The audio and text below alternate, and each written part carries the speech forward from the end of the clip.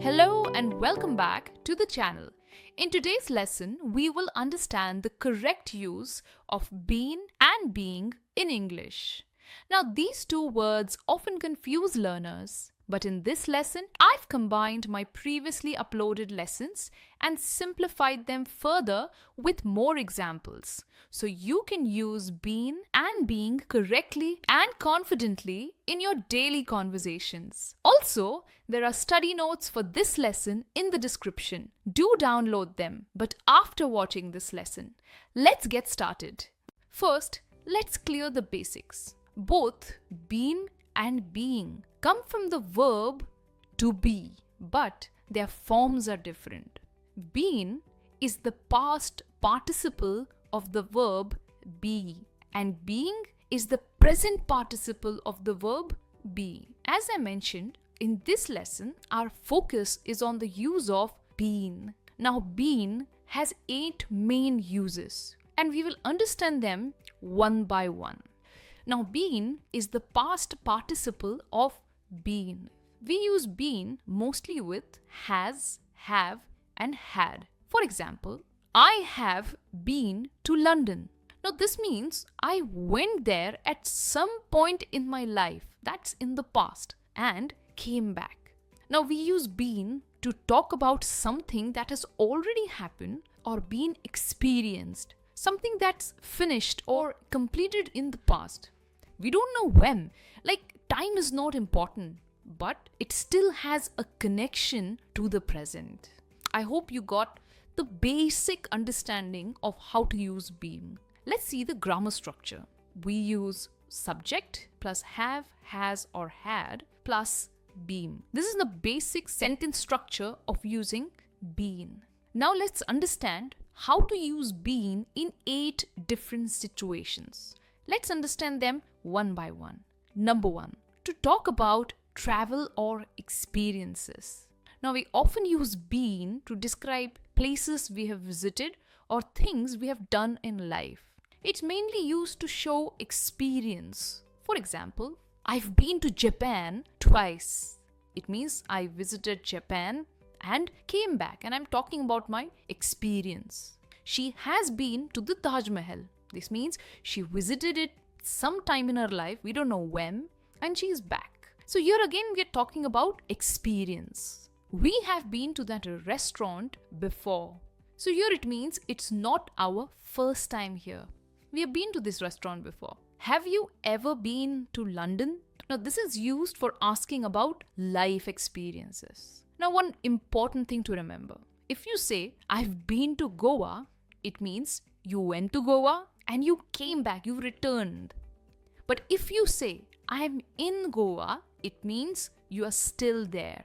And this is a common mistake what people make. So if you're talking about your experience, always use been.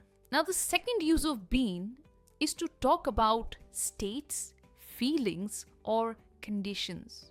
We use been to describe how things or people have been over a period of time. This use is about situations, emotions, or conditions. Let's take a look at some examples. If I say, it's been a long day, this means I am tired now because of the whole day. There was a lot of work. So it's talking about my condition or my state. She's been happy lately. Now here it talks about her mood. So her mood started earlier and continues now. It means she was happy earlier and it continues. The weather has been nice this week. This means the weather was pleasant earlier and it continues to be pleasant. I've been busy with work all week. It means I started being busy earlier and it continues. So in short, we use been to show a state, condition that started in the past but may still be true in the present. I hope you understood the second use of been. Now let's look at the third use of been. We use been to talk about ongoing actions. It's mainly used with present perfect continuous tense.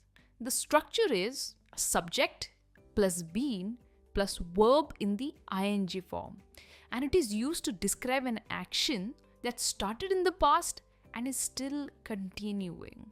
Let's take a look at some examples.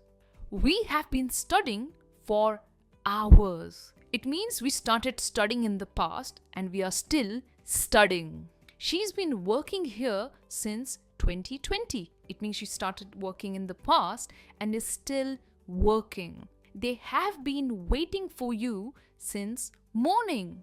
It means the action of waiting is still ongoing. It started in the past and it's still continuing in the present. I've been learning English online. It means I started in the past and I'm still learning English. He's been watching TV all evening. He possibly started watching TV early evening and now it's late evening and he's still watching TV. So this structure shows duration, how long something has been happening. Now we use common time expressions like for 2 hours, since 2020, all day, lately, recently with present continuous tense. Alright, now let's move on to the fourth use of been. It's used to talk about visits or temporary stays. So it's used to say that someone has gone and come back. Here are some examples. I've been to the doctor. It means I went there, I visited the doctor, and now I'm back. She's been shopping. It means she went shopping and has returned. They have been out for lunch. It means they went out to the restaurant and now they are back. Let's compare it. If we say she has gone to the doctor, this means she is still there. But when we use been, she has been to the doctor, this means she went and came back. A lot of people make this mistake, very common mistake, when they say she has gone to the doctor, right? So remember, gone means still there and been means went and returned. Alright, let's move on to the fifth use of been. It's used to talk about repeated actions or habits in the past. So here, been is used to talk about repeated experiences over time. Something, we have done again and again. Here are some examples. I've been telling you this for years. This means I've said it many times. It could be an advice, it could be a suggestion. She has been calling me every day this week. It means she tried calling me each day of the week. We've been going to that cafe for months. Possibly we visited twice or thrice every week. He has been visiting his grandparents regularly, right? So something that we do regularly or again and again.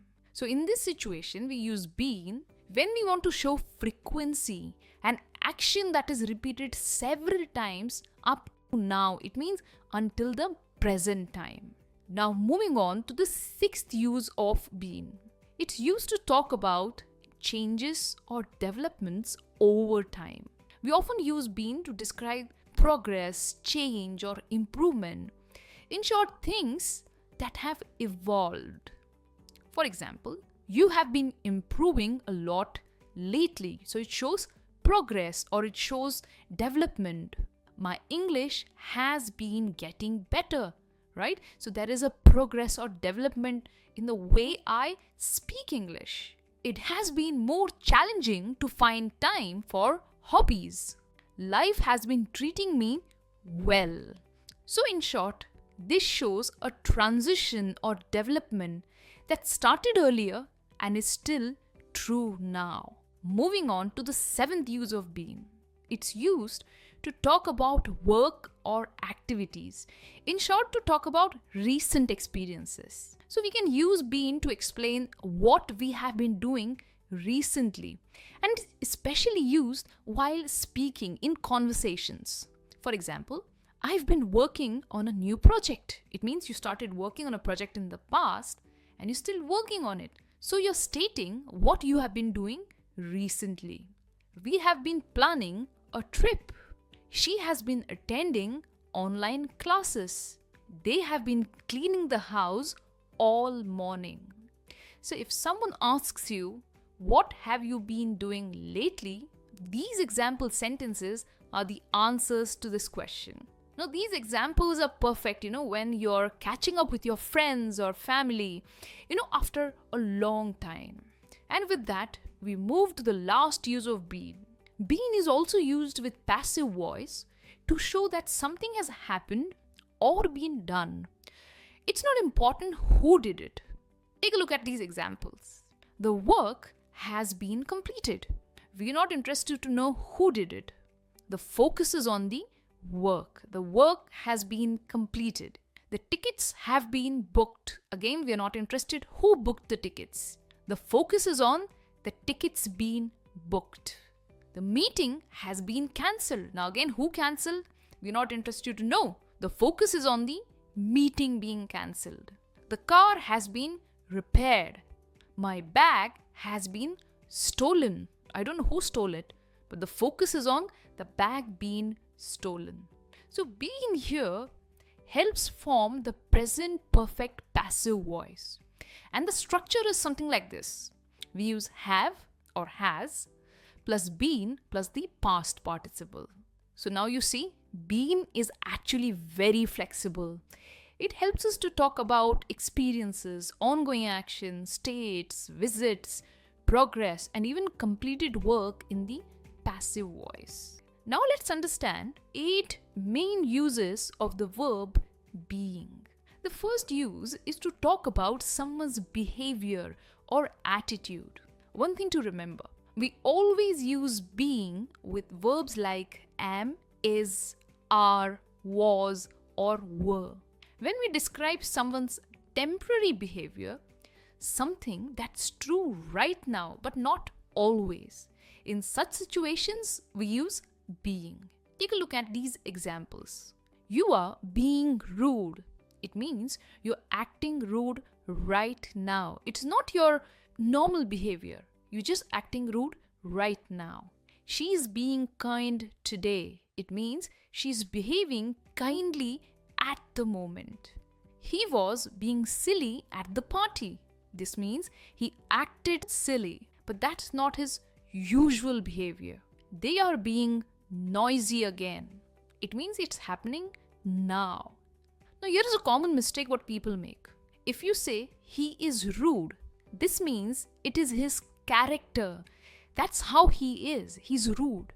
But if you say he's being rude, that's just his temporary behavior. He's not rude in general, or that's not his character. I hope you got the difference. Moving on to the second use of being. We use being in the passive voice. It's used for actions happening now or around now. We use being in the continuous form of passive voice to show that something is being done right now. Here are some examples. The road is being repaired. Again, we are not interested who is repairing the road. The focus is on the repair of the road. The movie is being filmed in Mumbai. The car is being washed. Dinner is being served. The project was being discussed when I arrived. So in all these examples, we are not interested who did it. The focus is on the action or what's happening. And in such situations, we use being. So in short, if you want to say something is happening at the moment, you will always use being. And if it is being done by someone, this is the structure we use. We use is, are, was, were plus being plus the past participle. Alright, let's move on to the third use of being. We also use being to show a temporary state or condition. It's used to show how someone is feeling at the moment. It's not a permanent state, right? It's just a temporary state. For example, she's being difficult today. Possibly she's showing a lot of tantrums, but that's not her usual way of behaving. He's being very quiet lately. Now, possibly something is disturbing him, but that's not how he is. He's a very energetic person, but these days, he's pretty quiet. You're being negative. Try to stay positive. So being negative is not his usual behavior, but possibly because of something, he's being negative. They were being cautious because of so possibly someone is driving, and because it's raining, they are extra cautious. Alright, moving on to the next use of being. It's used to describe roles or identities. We use being to talk about someone's role, position, or identity, who or what someone is acting as or serving as. Now, in this case, being acts like a noun. It names the state or role of a person. Take a look at these examples. She loves being a teacher. So here it's acting as a noun. He enjoys being a father. I hate being late for meetings. Being a student isn't easy. Being a leader comes with responsibility. So in all these sentences, being acts like a noun. Now let's move on to the fifth use of being. We sometimes use being to explain the reason for something or the cause for something, and it is especially used in formal or written English. And in such sentences, we always use for or because of. For example, she was praised for being honest. So here we are giving a cause or a reason why she was praised. He got a promotion for being hardworking. So again, he got a promotion, and what's the reason for it? Because he works hard. They were criticized for being rude. I thanked her for being helpful. So the reason for me thanking her is because she was helpful. Now, to form such sentences, we use for plus being plus adjective. And this structure is commonly used to talk about a reason for something or a cause for something. I hope it was pretty easy to understand this use of being. Moving on to the sixth use of being, to form continuous passive voice sentences with having. Now in advanced English, we use having been or being together to describe actions in perfect or passive forms. Take a look at these examples. The document has been being reviewed for weeks. Now you might say this sentence is incorrect because we have used been and being in one sentence. But this sentence is absolutely correct. Now in spoken English, we rarely say been and being. We don't use it in spoken communication, but it's common in writing to show an ongoing process. So here, the document has been being reviewed for weeks. It means the review of the document is an ongoing process. It's continuing. And this is an advanced English structure. If you're appearing for an IELTS written exam and if you use this structure, I'm sure you will get 8+ bands. Now let's move on to the seventh use of being.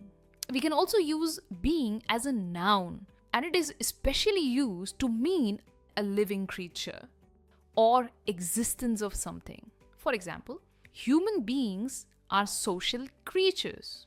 Every living being deserves respect.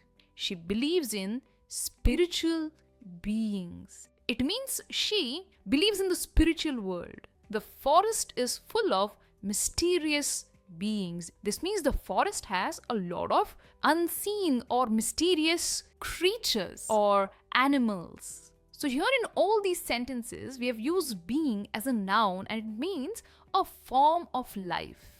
And now let's move on to the final use of being. We often use being after prepositions or certain verbs just like a noun. But here, it's a gerund form. Take a look at these examples. I'm tired of being ignored. She apologized for being late. He admitted to being wrong. They are excited about being chosen. Thank you for being so patient. So in all these sentences, being is functioning like a gerund, describing an action or a state. So those were all the 8 uses of being. Now let's test your understanding. You have 4 questions on your screen, and in the blank, you have to choose the right option, either been or being. If you want, you can pause the video here, take a screenshot and drop your answers in the comments. So that's it for today's lesson. We covered all the main uses of being, from temporary behavior to passive voice, and even when being acts as a noun. Now, if you enjoyed this video, don't forget to like and subscribe and share it with your friends who are learning English because they might need this lesson. I'm going to see you soon in the next lesson.